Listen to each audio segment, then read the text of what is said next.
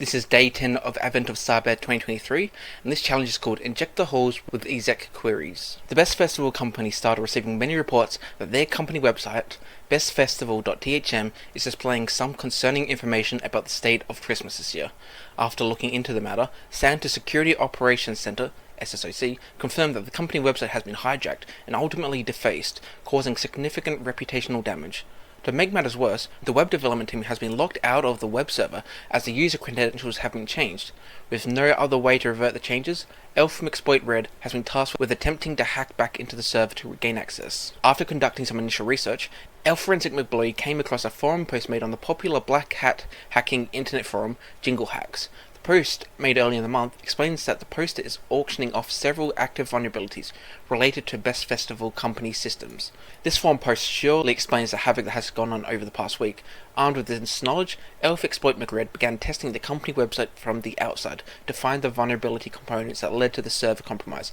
As a result of McRed's thorough investigation, the team now suspects a possible SQL injection vulnerability. So, the learning objectives. In today's task, you will learn to understand and identify SQL injection vulnerabilities, exploit stacked queries to turn SQL injection into remote code execution, and help Elf McRed restore the Best Festival website and save its reputation. So for this challenge, it wants us to start the virtual machine for the challenge, and then also start the attack box. SQL. Structured query language is essential for working with relational databases and building dynamic websites. Even if you've never explicitly used SQL before, chances are you frequently interact with databases. Whether you're checking your bank account balance online, browsing through products on an e-commerce website, or posting a status on social media, you're indirectly querying and altering databases. SQL is one of the most popular languages that make this all possible.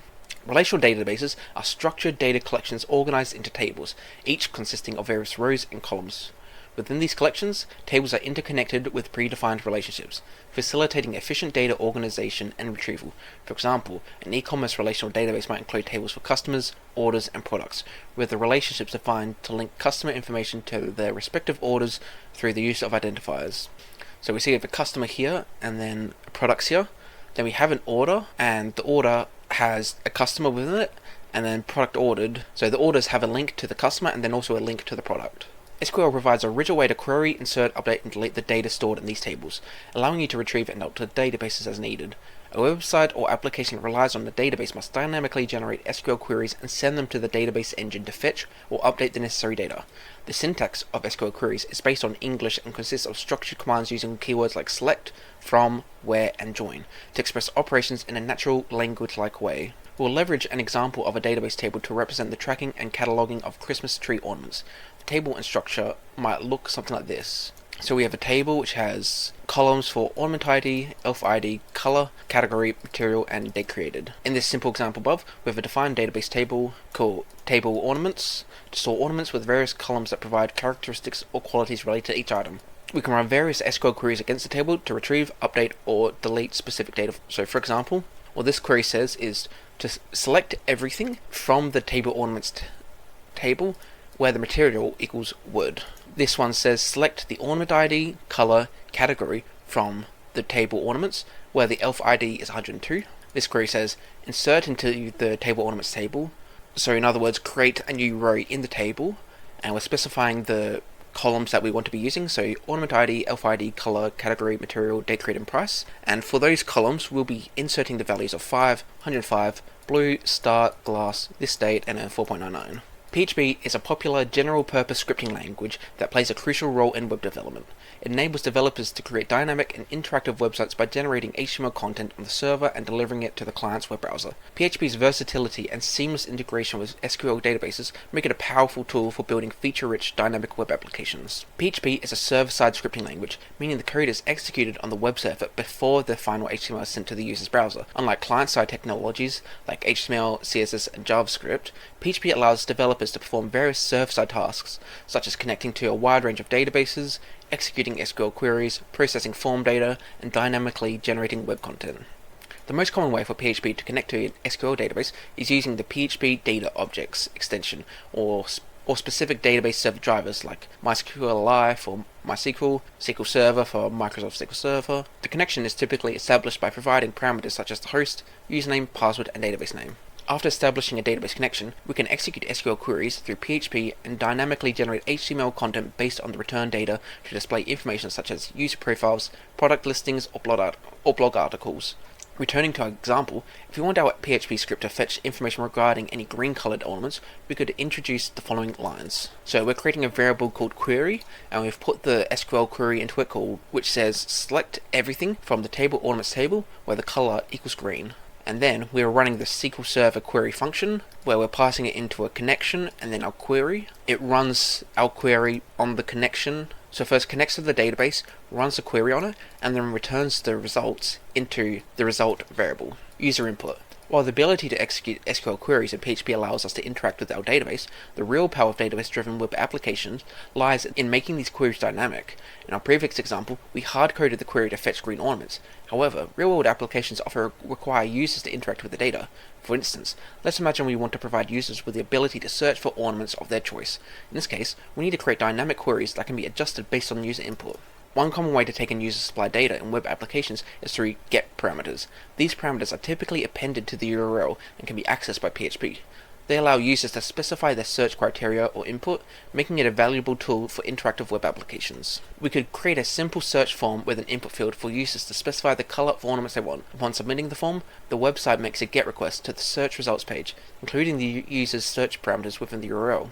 PHP can access the user's input as a GET parameter and dynamically generate a query based on that input. So from the URL, we're accessing the GET parameters, more specifically the color parameter, and we're getting the value from that and storing it in here. We are then creating an SQL query, which is select everything from the table ornaments where color equals the value in the color variable, and then we're running the query on the connection database and getting the result from that. The above snippet sets the color variable to the retrieve value of the color URL parameter. That variable then gets passed into the query string. Now users can dynamically control the query being executed by the database simply by modifying the URL parameter they include in their request. For example, got the main path here, and then question mark is used to specify that we're adding our parameters into the URL, and then we have color equals green. This simple example shows how powerful PHP and SQL can be in creating rich dynamic websites. SQL injection. Taking in user-supplied input gives us powerful ways to create dynamic content, but failing to secure this input correctly can expose a critical vulnerability known as SQL injection, or SQLI. SQL injections is an attack technique that exploits how web applications handle user input, particularly in SQL queries. Instead of providing legitimate input, like the ornament color, the attacker injects malicious SQL statements into a web application's input fields or parameters. The application's database server then executes this rogue SQL query. SQL injection vulnerabilities pose a considerable risk to web applications as they can lead to unauthorized access, data theft, data manipulation, or even the complete compromise of a web application and its underlying database through remote code execution. If an attacker can control which queries the database executes, they can control the database functions performed and the data returned. As such, the impact can be catastrophic, ranging from exposing sensitive user information to causing significant data breaches. SQL injection vulnerabilities continue to be highly pervasive despite numerous advancements to mitigate them. This type of vulnerability is featured prominently in the OWASP Top 10 list of critical web application security risks. When a web application incorporates user input into SQL queries without proper validation and sanitation, it opens the door to SQL injection. For example, consider our previous PHP code for fetching user input to search for ornament colors. In the code, we're getting the value, and then we're placing it directly into the SQL query. Without adequate security measures, an attacker could manipulate the color parameter to execute malicious SQL queries. For instance, instead of searching for a benign color, they might input single quote or 1 equals 1 dash dash, as the input parameter would transform the query into select everything from the table ornaments where color equals blank or 1 equals 1 and then dash dash. So basically the where condition is now color is nothing or 1 equals 1, and 1 will always equal to 1, so it will always be true. And then the dash dash is how you write comments in SQL, so anything else in the SQL query that comes after this is now excluded and is counted as a comment. As a result, this SQL injection successfully manipulates the query to return all rows from the table ornaments table, regardless of the actual ornament color values. This is a classic example of an SQL injection payload, when the attacker leverages the OR 1 equals 1 condition to bypass any intended conditions or logic in the query and retrieve data they are not supposed to access.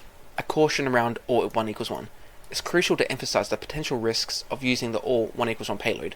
While commonly used for illustration, injecting it without caution can lead to unintended havoc on a database. When injecting or 1 equals 1 into a query, the intention is typically to bypass authentication or to return all items in a table by making the condition always true. However, the risks lie in that you might not be aware of the context and scope of the query you're injecting into. Additionally, applications may sometimes use values from an initial request in multiple SQL queries. SQL injection payloads that return all rows can lead to unintended consequences when injected into different types of statements, such as update or delete. Imagine injecting it into a query that updates a specific user's information. An or 1 equals 1 payload will make the condition true for every single row, leading to a mass update affecting all records in the table. This lack of specificity in the payload makes it a risky choice for penetration testers, who might inadvertently cause significant data loss or alterations. A safer example would be a more targeted condition based on a known attribute, identifying the record you want to manipulate. For instance, Bob and 1 equals 1 would only update Bob's record, while Bob and 1 equals 2 would not. This still demonstrates the SQL injection vulnerability without putting the entire table's records at risk. Fortunately, the development team behind the Best Festival website has confirmed that the website does not run any unpredictable queries and has permitted us to use this payload to demonstrate the vulnerability. Stacked queries. SQL injection attacks can come in various forms. A technique that often gives an attacker a lot of control is known as a stacked query. Stacked queries enable attackers to terminate the original, intended query and execute additional SQL queries in a single injection, potentially leading to more severe consequences, such as data modification and calls to stored procedures or functions. In SQL, the semicolon typically signifies one statement's conclusion and another one's commencement. This feature facilitates the execution of multiple SQL statements within a single interaction with the database server. It's important to note that certain web application technologies and database management systems may demand different syntax or lack support for stacked queries.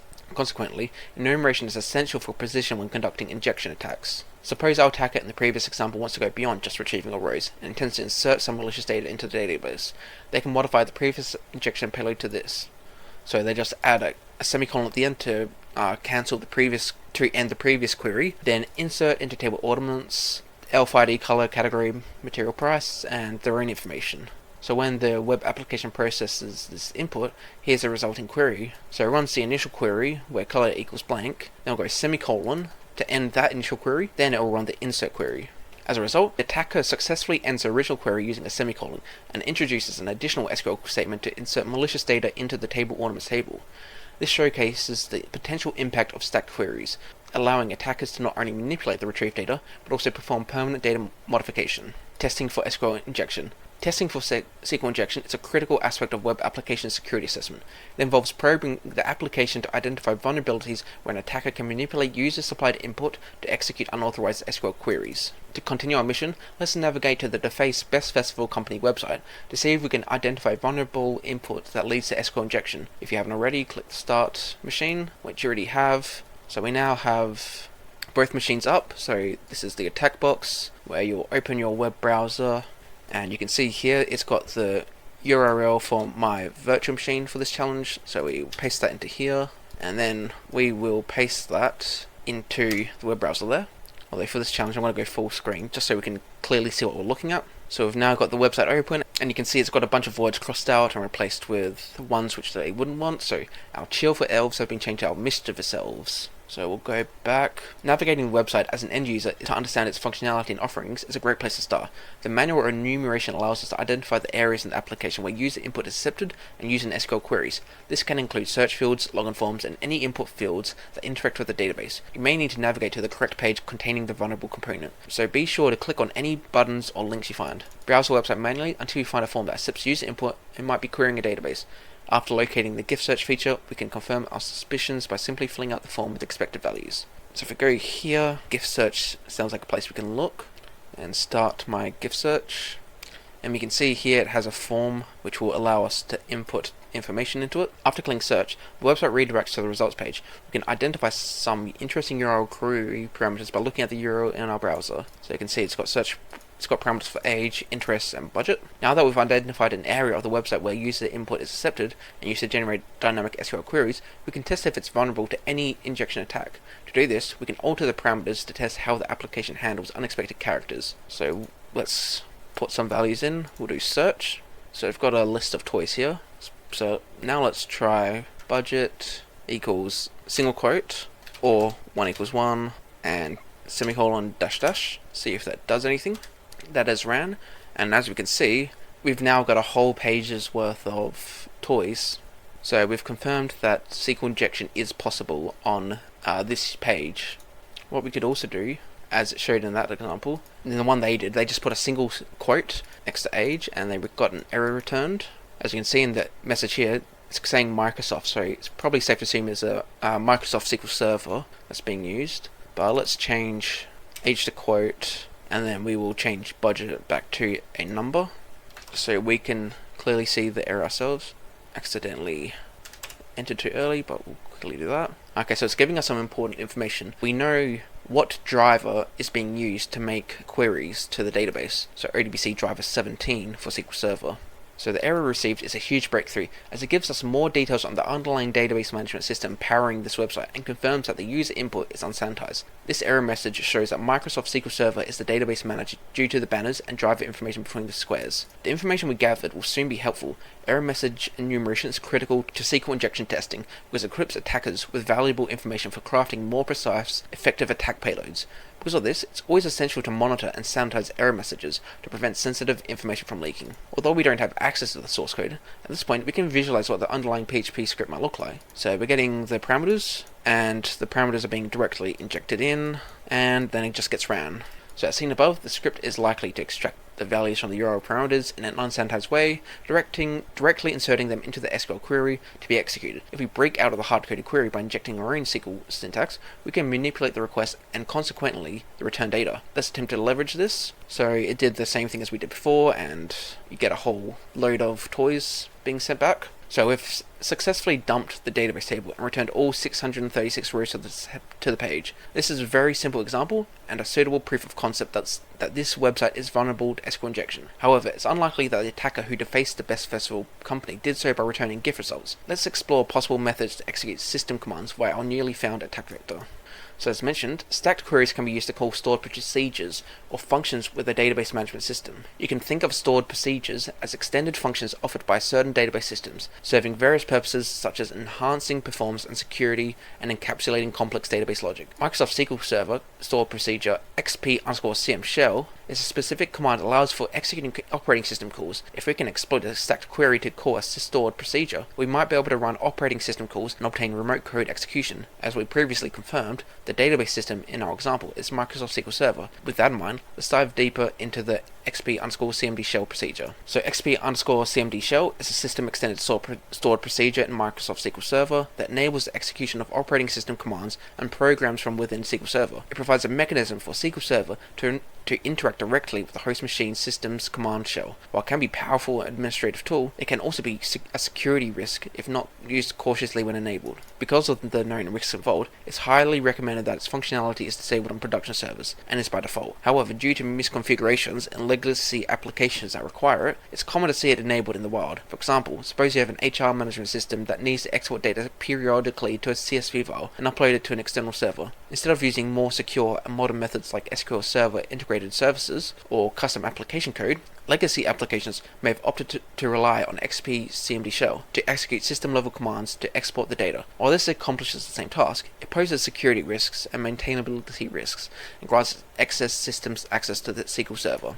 It is also possible to manually enable SQL commands shell in SQL Server through EXEC Queries. Still, it requires the database user to be a member of the sysadmin fixed server or have the alter settings server permission to execute this command. However, as mentioned previously, misconfigurations that allow this execution are not too uncommon. So we can attempt to enable CMD shell on the Best Festival company database by stacking the following commands using the SQL injection we discovered. So what we'll do is copy from here, so it's execute spconfigure show advanced options 1, reconfigure, then execute spconfigure xp_cmd shell 1.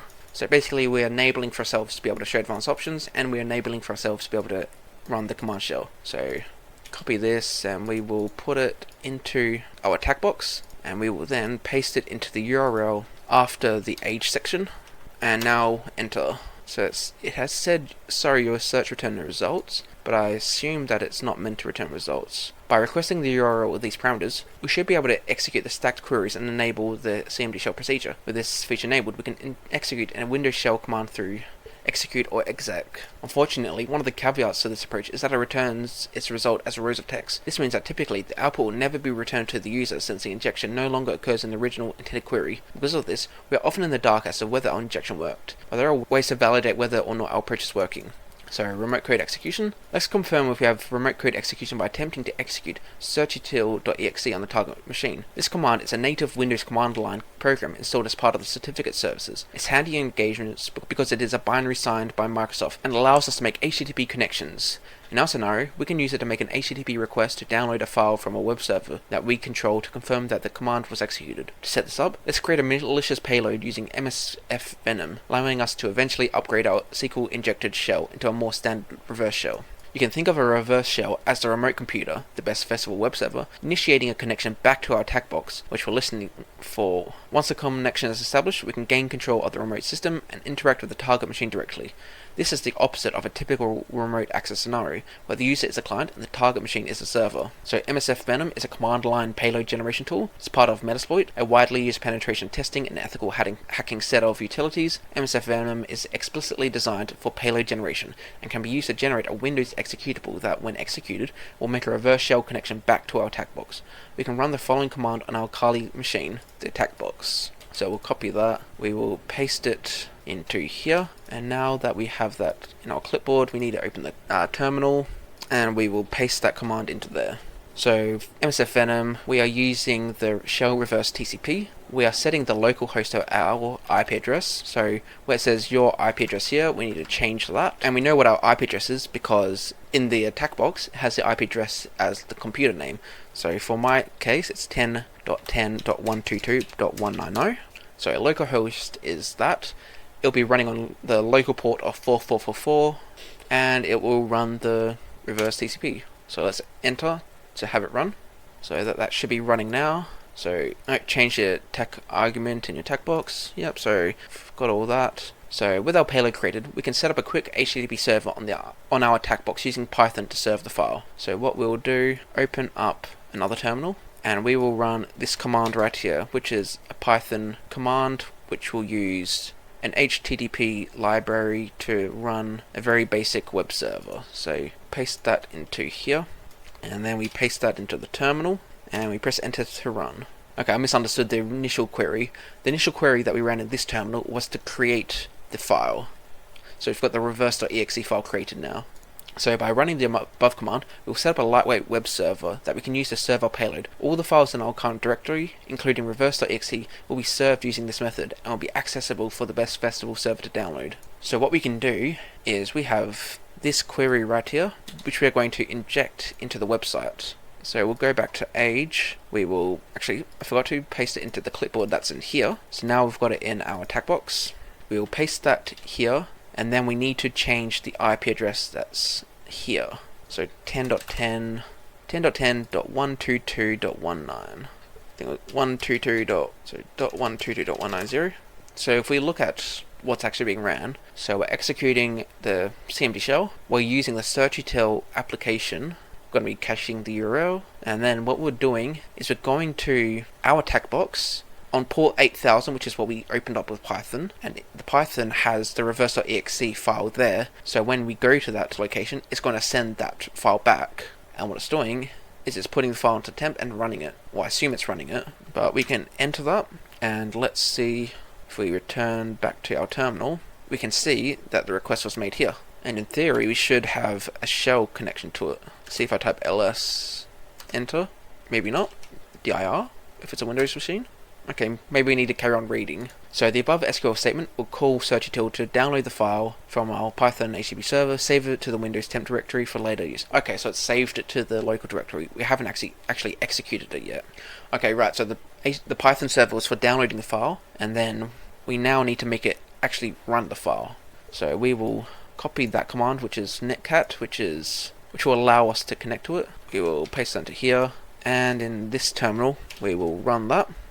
So we're now listening on port 4444, which is the same port that we gave to MSF Venom to run. So when the web server runs reverse.exe, it's going to connect to this port right here. So we've got this running, and now we're going to give the malicious query to make the web server to run the executable reverse.exe. Okay, I forgot to paste that back into here. Nope, I need to copy this again, then paste it here, and now we paste into the web browser. So let's run that. So let's open up our terminal again, and we can see we are now in a Windows machine. So it's ran the file, so it's ran the executable, and it's given us shell access to the web server. So with that, we now have the reverse shell connection into the Best Festival web server. We were previously locked out. Now it's time to use our newfound access and restore the defaced content. So restoring the website, now that we have interactive control over the web server, let's see if any clues might help us restore the website. So explore the system's users directory. So exploring the system's user directory is a good place to start, which as it holds documents and other information for each user. It's worth mentioning that another legacy mix configuration has worked in our favor. Providing the SQL Server service account, we connected with the administrator level permissions on the system. This high level of access may provide us with capabilities we need to investigate and rectify the issue. So navigate to the users directory and explore the administrator folder. Here we'll search the subdirectories for hints or files that can guide us in restoring the website and saving the Best Festival company's reputation. So with Elf, Exploit, McRegrets, Determination, Cunning, the Best Festival company's website was restored to its former glory. The joyful enchantment was woven back into the pages, and access to the server was regained. With your help, the team can now focus on completing the incident response process, ensuring that Christmas preparations are back on schedule, and investigating who was behind that mysterious forum post. To protect your applications and data from SQL injection attacks, consider the following best coding practices. Input validation. Sanitize and validate all user-supplied input to ensure it adheres to expected data types and formats. Reject any input that doesn't meet validation criteria. Parameterized statements. Use prepared statements and parameterized queries in your database interactions. Parameterized queries automatically escape user input. Make it difficult for attackers to inject malicious SQL. Stored procedures. Use stored procedures to encapsulate your SQL logic whenever possible. This reduces the risk of SQL injection by separating user input from SQL code. So now onto the questions. Manually investigate the defaced website to find the vulnerable search form. What is the first web page you come across that contains the GIF finding feature?